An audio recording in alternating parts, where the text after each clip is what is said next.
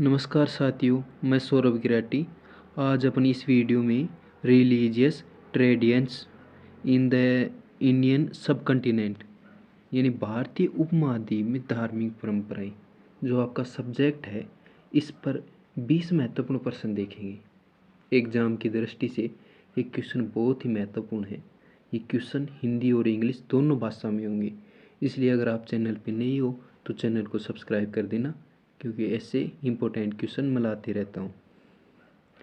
बिना समय गंवाए क्वेश्चन स्टार्ट कर देते हैं। अपना फर्स्ट क्वेश्चन है, वैदिक परंपरा का प्राचीन भारतीय धर्म में क्या महत्व है? तो इसको देख लेते हैं अपन। वैदिक परंपरा प्राचीन भारतीय धर्म की सबसे प्राचीन और आधारभूत धार्मिक धारा मानी जाती है। इसका स्रोत वेद है, ऋग्वेद, यजुर्वेद, सामवेद और अथर्ववेद।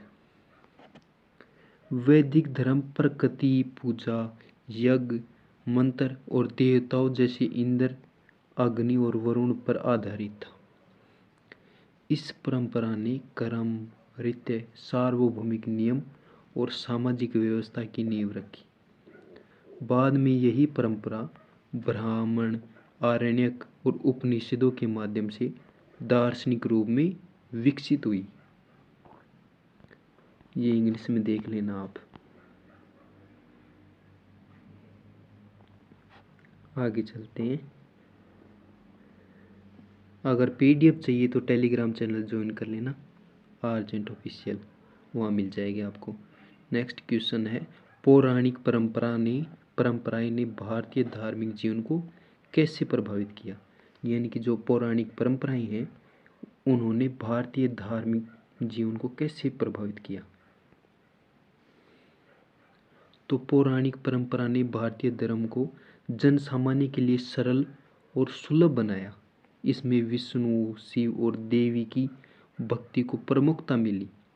पुराणों के माध्यम से अवतारवाद, भक्ति, कथा और लोक परंपराओं का विकास हुआ। इस परंपरा ने मंदिर संस्कृति, तीर्थयात्रा और धार्मिक अनुष्ठानों को बढ़ावा दिया।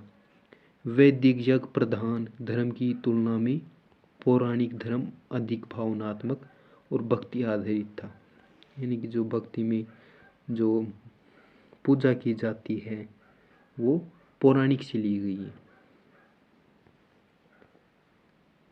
पूजा विधि है ना वो, ये इंग्लिश में देख लेना।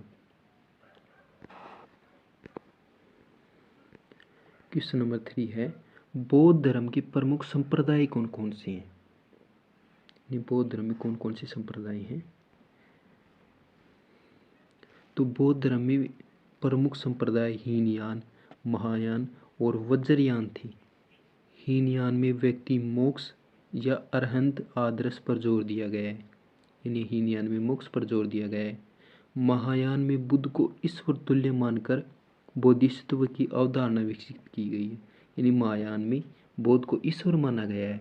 वहीं वज्रयान में मंत्र, तंत्र और गूढ़ साधनाओं को महत्व मिला है।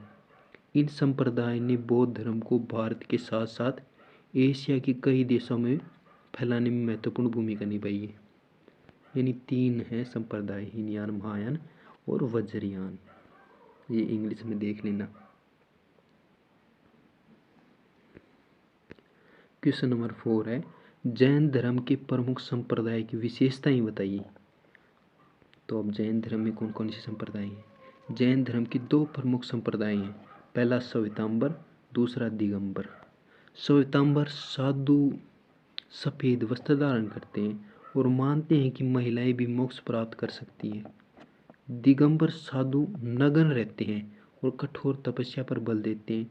दोनों संप्रदाय अहिंसा, सत्य, अभिग्रह और आत्मशुद्धि में विश्वास रखते हैं। इन संप्रदायों ने जैन धर्म को व्यवस्थित और सुदृढ़ बनाया है। बीच में ये कुत्ते की आवाज़ सुन रही होगी, इनका अपना कोई डिस्कशन चल रहा है। जब तक ये पूरा नहीं होगा तब तक ये नहीं होंगे चुप।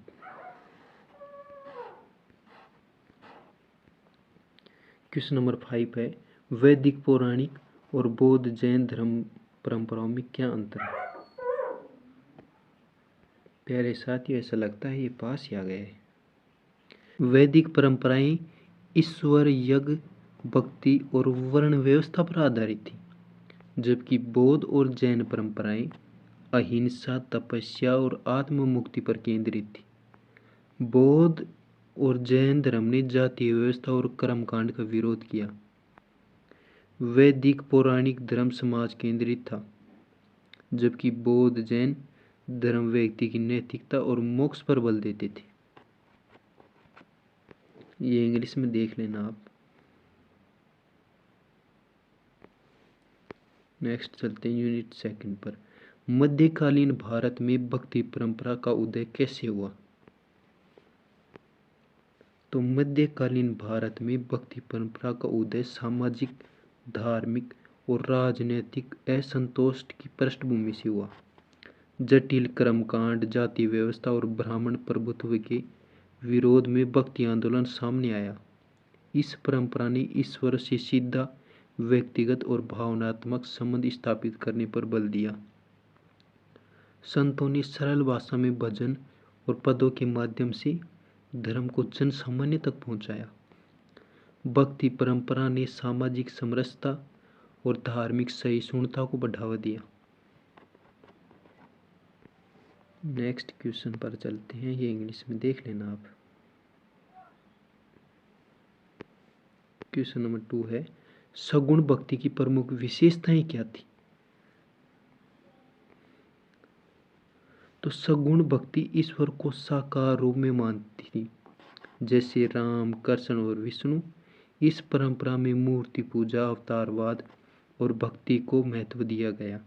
तुलसीदास, सूरदास और मीराबाई सगुण भक्ति की प्रमुख संत थे। यह परंपरा प्रेम, सेवा और समर्पण पर आधारित थी। सगुण भक्ति ने मंदिर संस्कृति को मजबूत किया और समाज में धार्मिक भावनाओं को व्यापक रूप से फैलाया। ये इंग्लिश में देख लेना आप।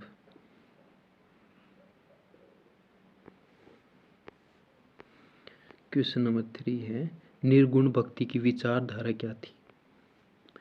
निर्गुण भक्ति वाले क्या मानते थे? निर्गुण भक्ति ईश्वर को निराकार और निर्गुण मानती थी। इस परंपरा ने मूर्ति पूजा, जाति भेद और धार्मिक आडंबर का विरोध किया। कबीर, गुरु नानक और रैदास इसके प्रमुख संत थे।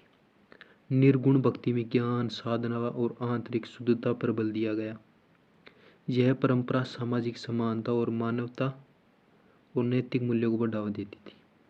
यानी सामाजिक समानता, मानवता, नैतिक मूल्यों को बढ़ावा देती थी। ये इंग्लिश में देख लेना प्यारे साथियों आप।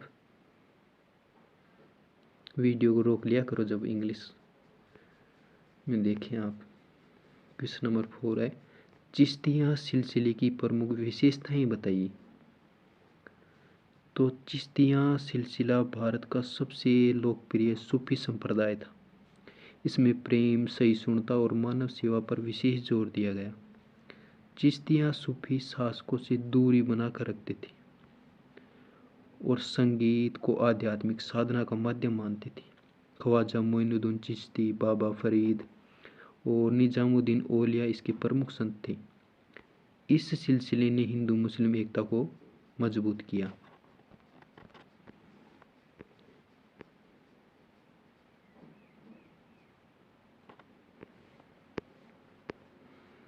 क्वेश्चन नंबर 5 है, सोहरावर्दी सिलसिले का विकास और उसकी विशेषताएं क्या थी?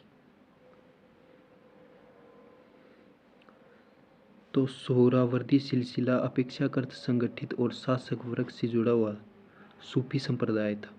यह सिलसिला सामाजिक अनुशासन, शहरियत पालन और प्रशासनिक सहयोग पर बल देता था। इसके संत राजनीतिक सत्ता से संपर्क रखते थे।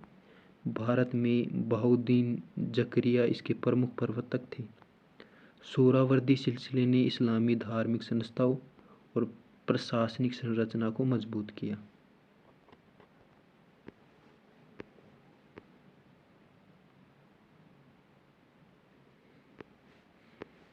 यूनिट 3 पर चलते हैं।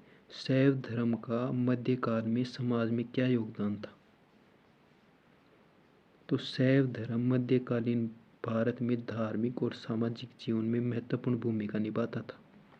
यह शिव भक्ति, तपस्या और योग साधना पर आधारित था। शैव संतों ने मंदिर, संस्कृति और तीर्थ स्थलों के विकास में योगदान दिया। इसने धार्मिक समरसता बढ़ाई और जाति तथा सामाजिक भेदभाव की सीमाओं को चुनौती दी। शैव धर्म ने सामाजिक और आध्यात्मिक जीवन में अनुशासन, नैतिकता और आंतरिक शुद्धता को भी बढ़ावा दिया। ये इंग्लिश में देख लेना आप। क्वेश्चन नंबर 2 है, शाक्त धर्म और इसके मध्यकालीन विकास की विशेषताएं क्या थी? तो शाक्त धर्म देवी शक्ति की भक्ति पर आधारित था। मध्यकाल में यह व्यापक रूप से ग्रामीण और शहरी क्षेत्रों में फैला। इसमें मंत्र, यज्ञ और तंत्र साधनाओं का महत्व था।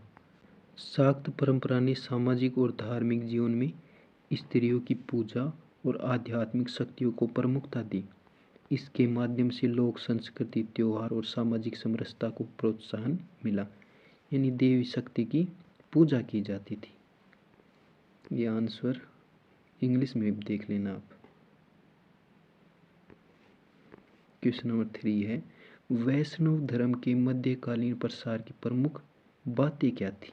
यानी मध्यकालीन समय में वैष्णव धर्म कैसा था? वैष्णव धर्म भगवान विष्णु और उनके अवतारों की भक्ति पर आधारित था। मध्यकाल में संतों जैसे रामानंद, तुलसीदास और मीराबाई ने इसे व्यापक रूप से फैलाया। भक्ति आंदोलन ने सरल भाषा, भजन कीर्तन और धार्मिक शिक्षा के माध्यम से आम जनता तक वैष्णव धर्म पहुंचाया। यह धर्म सामाजिक समरसता, नैतिकता और व्यक्तिगत भक्ति को बढ़ावा देता था।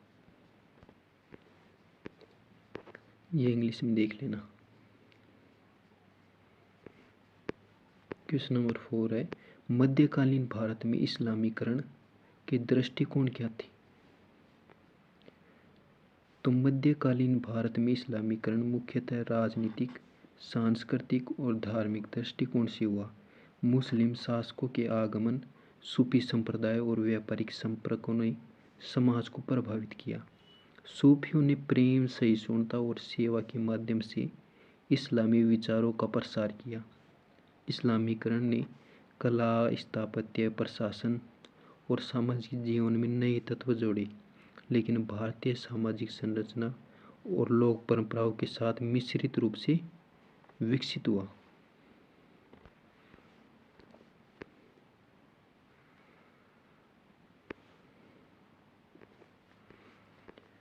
क्वेश्चन नंबर 5 है, शैव, शाक्त और वैष्णव धर्म में मध्यकालीन समाज में प्रसार के तरीके क्या थे? यानी कैसे प्रसार हुआ इनका? तो मध्यकालीन समाज में शैव धर्म, शाक्त धर्म और वैष्णव धर्म मुख्य रूप से भक्ति आंदोलन, मंदिर निर्माण, संतों के उपदेश, यात्राओं और लोक कथाओं के माध्यम से फैले। संगीत, नाट्य और भजन इस धर्मों को प्रसार करने में प्रभावी माध्यम थे। ये धर्म सामाजिक समरसता, नैतिक शिक्षा और लोक संस्कृति में योगदान देते हुए समाज के विभिन्न वर्गों तक पहुँचे।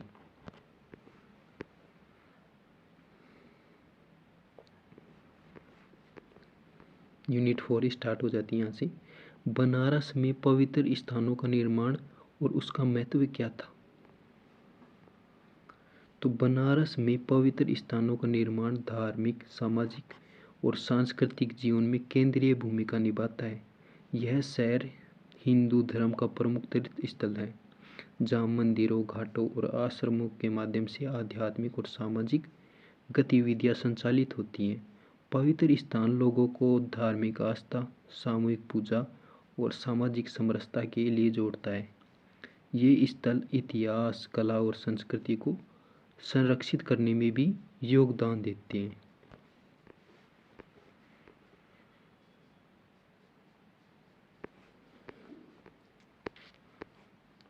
क्वेश्चन नंबर 2 है, आधुनिक धार्मिक पहचान का समाज में क्या महत्व है? तो आधुनिक धार्मिक पहचान व्यक्ति और समुदाय को अपने धर्म और संस्कृति से जोड़ती है। यह सामाजिक पहचान, मूल्य और नैतिकता को संरक्षित करती है। आधुनिक समाज में धार्मिक पहचान विभिन्न समुदाय के बीच सम्मान, सहिष्णुता और समरसता को बढ़ावा देती है। यह वैश्वीकरण और शहरीकरण के बीच सांस्कृतिक विरासत को बनाए रखने में मदद करती है।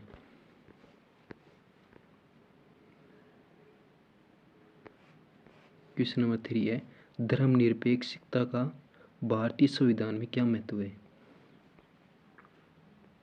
तो भारतीय संविधान में धर्मनिरपेक्षता का अर्थ है राज्य किसी धर्म को प्राथमिकता नहीं देगा और सभी धर्मों के प्रति समान दृष्टिकोण रखेगा।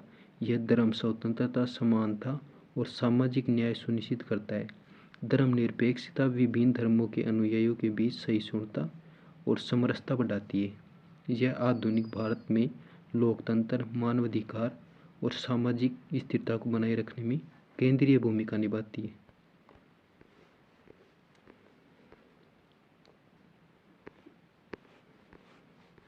क्वेश्चन नंबर 4 है, आधुनिक समाज में पवित्र स्थान और धार्मिक बहस का क्या प्रभाव है?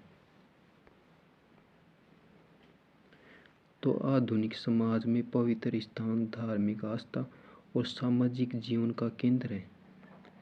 धार्मिक बहसें जैसे धर्मनिरपेक्षता पर चर्चाएं समाज में विविध विचार और सहिष्णुता को बढ़ावा देती हैं। ये बहसें समाज को न्याय, समानता और सामाजिक सुधार की दिशा में सोचने के लिए प्रेरित करती हैं। पवित्र स्थान और बहसें मिलकर भैंस नहीं, दूध देने वाली धार्मिक और सांस्कृतिक जागरूकता को प्रोत्साहित करती हैं।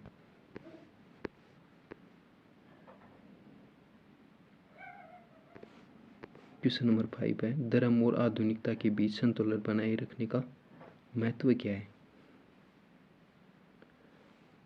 तो धर्म और आधुनिकता के बीच संतुलन समाज में सहिष्णुता, सामाजिक समरसता और नैतिकता बनाए रखने के लिए महत्वपूर्ण है।